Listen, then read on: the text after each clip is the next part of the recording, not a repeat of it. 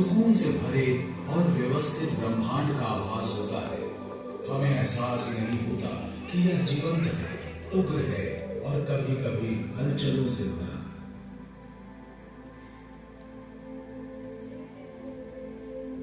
लेकिन विज्ञान इन खगोलीय पिंडों को सिर्फ देखता नहीं, सावधानी से उनका निरीक्षण करता है और ढेर सारे डेटा रिकॉर्ड करता है, जिनमें मौजूद सभी छिपी हुई जानकारी को सामने लाने के लिए उसे संसाधित कर व्याख्या की जानी चाहिए।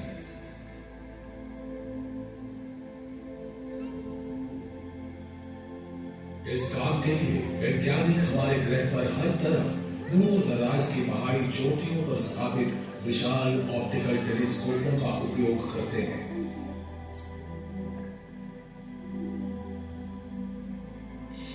ये उपकरण ब्रह्मांड में यथासंभव गहराई तक देखने समझने के प्रयास में जितना हो सके प्रकाश एकत्रित करते हैं।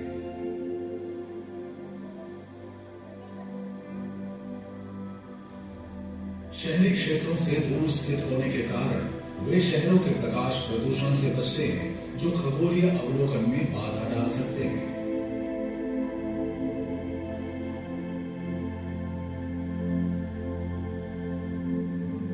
इसके अलावा ऊंचे पहाड़ों पर जहां आमतौर पर इन्हें बनाया जाता है, वातावरण अधिक पारदर्शी और स्थिर होता है।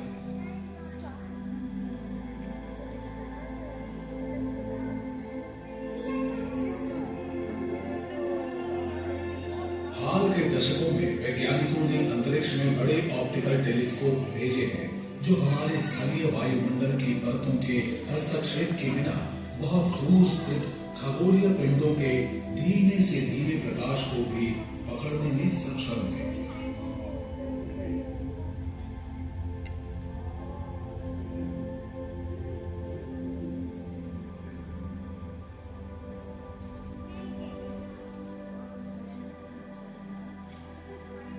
लेकिन ब्रह्मांड से हमें जो प्रकाश मिलता है, वह सिर्फ दिखने वाला प्रकाश नहीं है, जिसे हमारी आंखें और ऑप्टिकल टेलीस्कोप पहचान सकते हैं।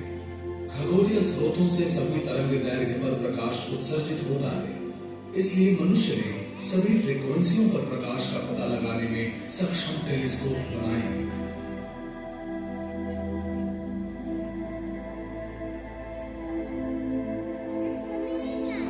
उदाहरण के लिए मिलीमीटर और रेडियो तरंगों को जमीन से विशाल पैराबोलिक टेलीस्कोपों या कई एंटेनाओं के समूह के साथ देखा जाता है।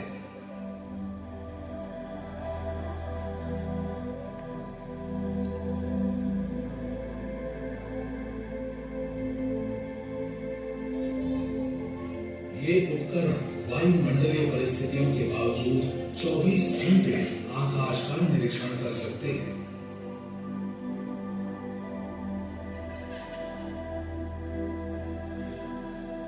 इस प्रकार का सबसे कारगर टेलीस्कोप एल्मा है, जो चिली के एटाकामा रेगिस्तान में एक ऊंचे पठार पर स्थित है।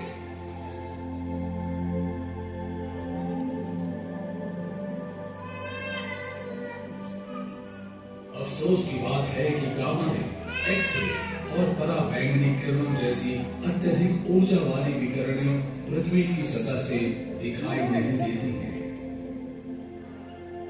अत्यधिक ऊर्जाओं पर ब्रह्मांड का निरीक्षण करने का एकमात्र तरीका है अंतरिक्ष में विशेष वेधशालाओं का उपयोग करना। इन वेधशालाओं और उनके उपकरणों से हमें उन भौतिक प्रक्रियाओं का अध्ययन करने में मदद मिलती है जो पहले अकल्पनीय थी।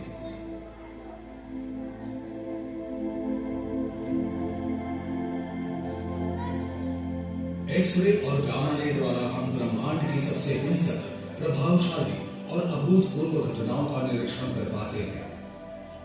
इन अवलोकनों ने ब्रह्मांड के बारे में हमारे दृष्टिकोण को मौलिक रूप से बदल दिया है और सबसे भयावह वस्तुओं का खुलासा किया है।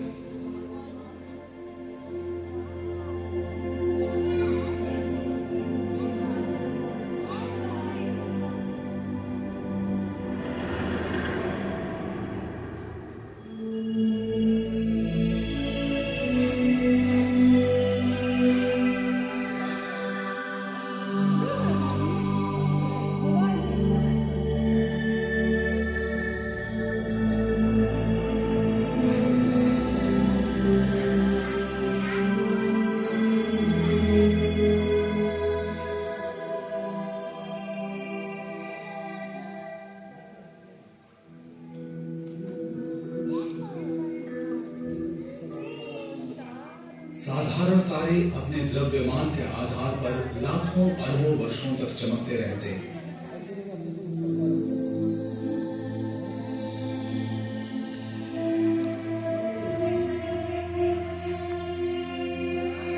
उनकी ऊर्जा हल्के रासायनिक तत्वों जैसे हाइड्रोजन और हीलियम के तीव्र नाभिकीय संलयन से आती है, जो उनके केंद्र में भारी तत्वों में रूपांतरित हो जाती है।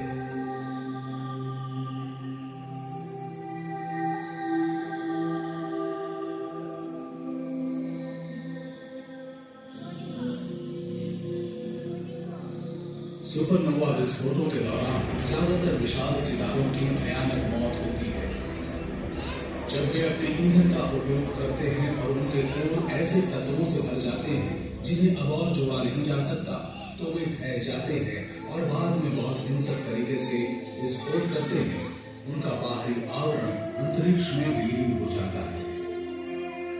इन विस्फोटों के बाद उनके केंद्रक अपने गुरुत्वाकर्षण के तहत सिकुड़ जाते हैं और एक अजीब चीज बनती है जिन्हें तारकीय ब्लैक होल कहा जाता है।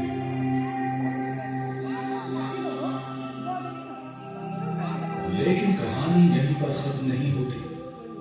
सूरज से लाखों अरबों गुना भारी ब्लैक होल, जिन्हें सुपरमैसिव यानी अति विशाल कहा जाता है, वे आकाश गंगाओं के केंद्र में पाए जाते हैं।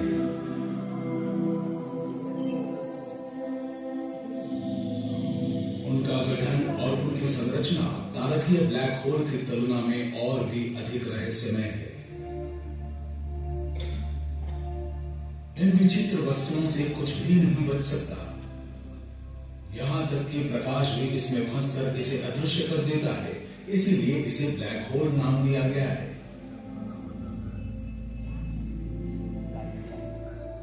ब्लैक होल अंतरिक्ष समय को मोड़ देते हैं और अपने गुरुत्वाकर्षण क्षेत्र में आने वाली हर चीज को आकर्षित करके और निगलकर समय के साथ बड़े होते जाते हैं। कोई भी पदार्थ जैसे ही ब्लैक होल से टकराता है, अंदर की ओर सर्कल पथ बनाकर बढ़ते हुए बाहर एक अभिवृद्धि डिस्क बनाता है।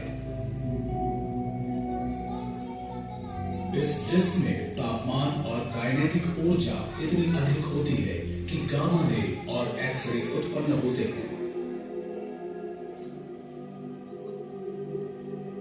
साथ ही मजबूत गुरुत्वाकर्षण और चुंबकीय क्षेत्र की धाराएं बनती हैं, जो लगभग प्रकाश की गति से चलती हैं और उनके चारों ओर मौजूद अंतर तारकीय पदार्थ के साथ घमासान करती हैं, जिससे सभी प्रकार की प्रकाश फ्रीक्वेंसियां उत्पन्न होती हैं। इन वस्तुओं और उनकी प्रक्रियाओं की भविष्यवाणी कई प्रसिद्ध वैज्ञानिकों द्वारा 20वीं सदी की शुरुआत से ही की गई थी, जिन्होंने सालों से व्यक्तिगत सिद्धांतों पर काम किया था। लेकिन ब्लैक होल का अवलोकन और इसकी पुष्टि कैसे की जा सकती है? हालांकि परिभाषा के अनुसार वे अदृश्य हैं, क्योंकि वे कोई प्रकाश उत्सर्जित नहीं करते हैं। फिर भी खगोल शास्त्री विभिन्न और अप्रत्यक्ष तरीकों से उनके अस्तित्व का अनुमान लगा सकते हैं। ब्लैक होल अदृश्य है, लेकिन उनका गुरुत्वाकर्षण, उनकी अभिवृद्धि डिस्क और धाराएं अवलोकनीय हैं।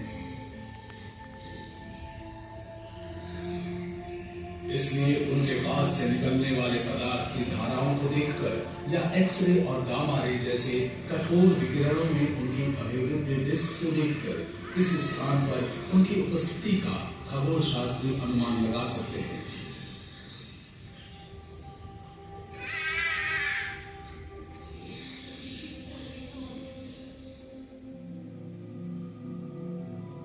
दूसरा तरीका है मजबूत गुरुत्वाकर्षण क्षेत्र वाले अदृश्य पिंड के चारों ओर घूमने वाले तारों की कक्षाओं का अवलोकन करना।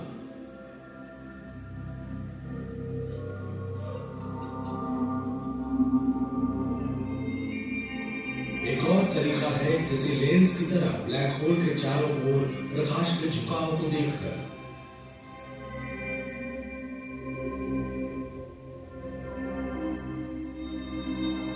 सन 2019 में दुनिया भर के रेडियो टेलीस्कोपों के एक समूह ने एक साथ मिलकर एक विशाल इंटरफेरोमीटर बनाया।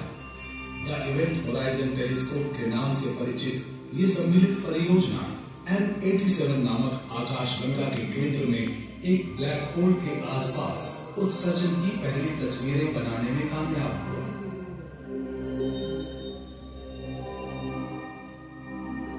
तस्वीरों में एक वलय दिखाई दिया जिसकी भविष्यवाणी सामान्य सापेक्षता के सिद्धांत का उपयोग करके की गई थी। वलय का आकार बताता है कि ब्लैक होल का द्रव्यमान सूर्य की तुलना में 6.5 अरब गुना अधिक है।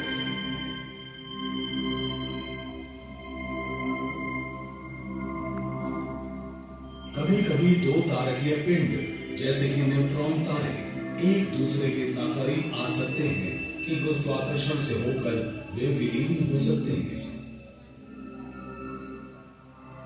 इस विलय से होता है चमकदार विस्फोट और साथ में अत्यधिक मात्रा में एक्स-रे और गामा रे मुक्त होती है। इसके अलावा वे पता लगने योग्य गुरुत्वाकर्षण तरंगें भी उत्पन्न करते हैं। लेकिन और भी प्रभावशाली है कम होने वाला दो ब्लैक होल का विलय। ब्लैक होल का विलय ब्रह्मांड की सबसे भयानक घटनाओं में से एक है और इससे गुरुत्वाकर्षण तरंगों के रूप में भारी मात्रा में ऊर्जा उत्पन्न होती है। ये ब्रह्मांडीय लहरें प्रकाश की गति से यात्रा करती हैं, अपने साथ लाती हैं अपनी उत्पत्ति के बारे में जानकारी और साथ ही साथ गुरुत्वाकर्षण की प्रकृति का सुधार।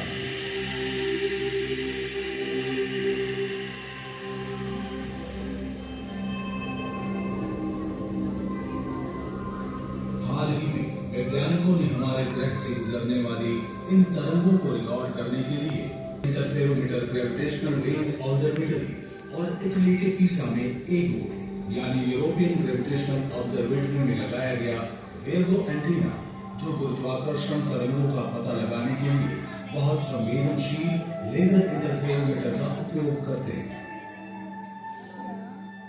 गुरुत्वाकर्षण तरंगों का पहला प्रत्यक्ष अवलोकन 14 सितंबर 2015 को किया गया था और लाइगो और वर्गो के सहयोग से 11 फरवरी 2016 को इसकी घोषणा की गई। उन अवलोकनों के बाद से कई अवसरों पर गुरुत्वाकर्षण तरंगों के अवलोकन किए गए हैं।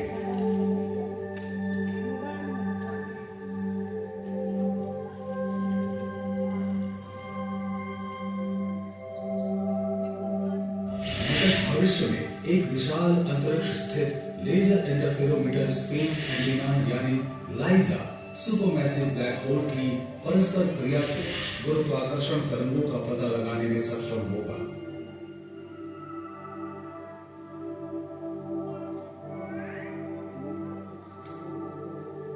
हमारी आकाशगंगा के केंद्र में एक विशाल ब्लैक होल निष्क्रिय अवस्था में है।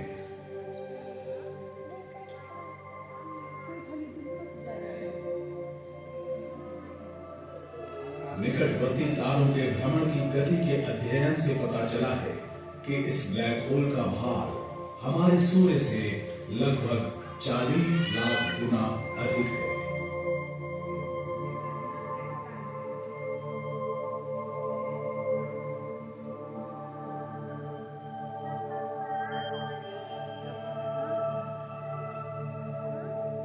अवलोकनों से पता चला है कि गामा किरणों के दो बड़े खंड हमारी आकाशगंगा के केंद्र से 25,000 प्रकाश वर्ष तक फैले हुए हैं। ये खंड हमारी आकाशगंगा के बिल्कुल केंद्र में हुए घमासान के द्वारा बाहर छिटक जाते हैं।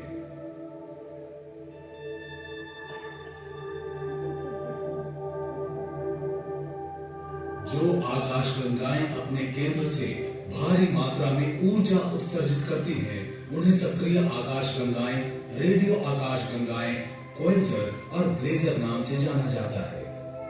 इन आकाशगंगाओं के केंद्रों में अति विशाल ब्लैक होल हैं, जिनका द्रव्यमान हमारे सूर्य के द्रव्यमान से 10 लाख या कुछ अरब गुना अधिक है, और उनके चारों ओर भारी मात्रा में पदार्थ जमा होते हैं। लंबी उच्च गति वाली धाराएं उनके केंद्रों से निकलती हैं और आकाश गंगाओं के बीच दूर तक फैलती हैं।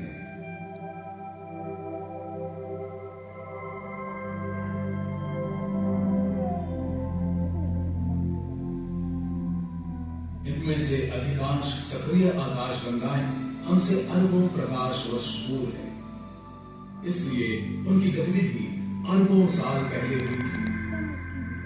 हमारे निकट की आकाश गंगाएं व्यवहारिक रूप से निष्क्रिय हैं, हालांकि इस बात के अप्रत्यक्ष प्रमाण हैं कि लगभग हर आकाश गंगा के केंद्र में एक विशाल ब्लैक होल स्थित है।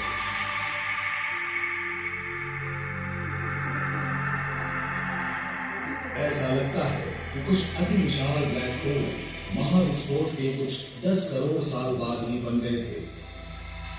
उन्होंने अपने आसपास से पदार्थ ग्रहण करके अपना द्रव्यमान तब तक बढ़ाया जब तक कि उनके आसपास का स्थान उनकी अवरोधित डिस्क से उत्सर्जित विकिरण से साफ नहीं हो गया। वे निष्क्रिय हो गए, अभी भी निष्क्रिय हैं। कुछ एक छिटपुट पुनर्जीवन की घटनाएं होती हैं, जो कुछ गैसीय बादलों या सितारों के उनके गुरुत्वाकर्षण की चपेट में आने से शुरू होती है।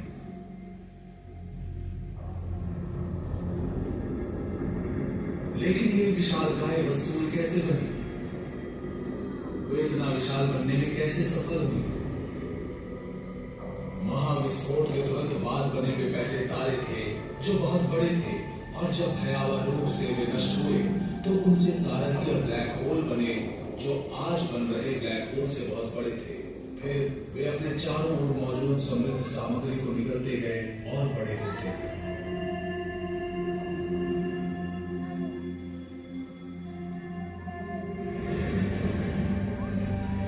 ये परिदृश्य संभव लगता है, लेकिन हाल के अध्ययनों से पता चला है कि उनके इतने बड़े होने के लिए पर्याप्त समय नहीं था, क्योंकि हमने सुपरमैसिव ब्लैक होल वाली सक्रिय आकाश गंगाओं को तब देखा है जब ब्रह्मांड बहुत छोटा था।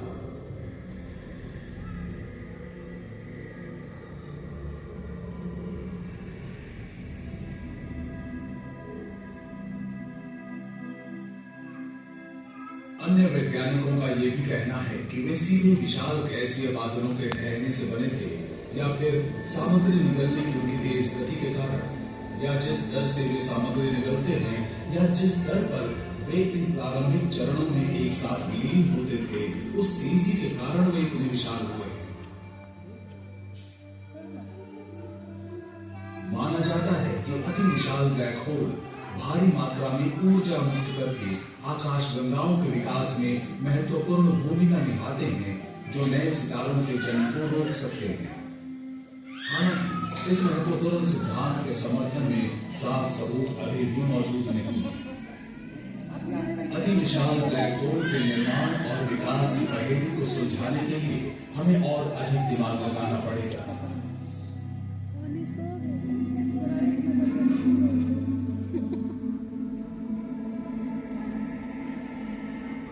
विशेष रूप से नए अंतरिक्ष मिशनों से मिलने वाले नए अवलोकन संबंधी डेटा की प्रचुरता का अनुमान लगाकर बिट फॉर बेस्ट नामक एक मजबूत यूरोपीय भागीदारी वाली परियोजना में दुनिया भर से प्रतिभाशाली प्रारंभिक चरण के शोधकर्ताओं को भर्ती किया गया है, जिसका उद्देश्य आकाश गंगाओं के सुपरमैसिव ब्लैक होल के निर्माण पर अंतर्राष्ट्रीय अनुसंधान करना है।